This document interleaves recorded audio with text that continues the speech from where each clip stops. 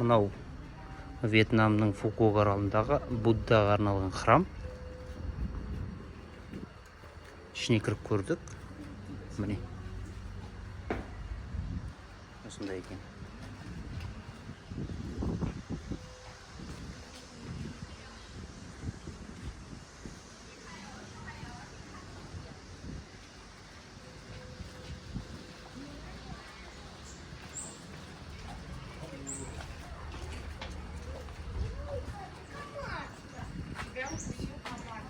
Не бар екен ол жағында?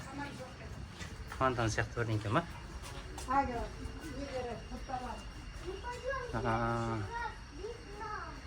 Міне, бұлар буддизмнің бұл жақта екі түрі дамыған. Біреусі көп құдайға сыйынатын буддизмнің тармағы.